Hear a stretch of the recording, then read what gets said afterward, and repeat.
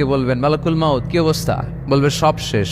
মাইয়াব্বা, কে বাকি? মালাকুল মাউত বলবে জিনেরা বাকি, যাদেরকে দেখা যায় না। আল্লাহ বলবেন জিনদেরকেও শেষ করে ফেলো, রুহু কবজ করো। মালাকুল মাউত আজরাইল জিনদের রুহু কবজ করবে। আল্লাহ এবার জিজ্ঞেস করবে, ইয়া মালাকাল মাউত আখবিরনি মাইয়াব্বা, এবার বলো আর কে বাকি? মালাকুল মাউত বলবে, আল্লাহ মানুষগুলো সব শেষ, জিনগুলাও শেষ, এবার বাকি ইবলিশ শয়তান। কে বাকি? ইবলিশরেও শেষ করো, ইবলিশও শেষ। আল্লাহ আবার জিজ্ঞেস করবেন, ইয়া মালাকাল মাউতি মাইয়াব্বা, আর কে বেঁচে আছে বলো? মালাকুল মাউত বলবে, আল্লাহ আপনার কথা অনুযায়ী পৃথিবীর সব মানুষের রুহু কবজ করলাম, সব জিনদের রুহু কবজ করলাম, ইবলিসের রুহু কবজ করলাম, এখন আছে শুধু ফেরেশতারা। আছে কারা?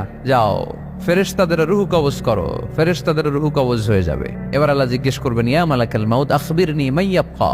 মালাকুল মাউত বলবে, আল্লাহ আপনার কথা মতো ধরে ধরে সব শেষ, ফেরেশতাও শেষ, 4 জন ছাড়া। কয়জন ছাড়া? জোরে বলেন, কয়জন ছাড়া? ইসরাফিল, জিব্রাইল, মিকাইল, আজরাইল। আল্লাহ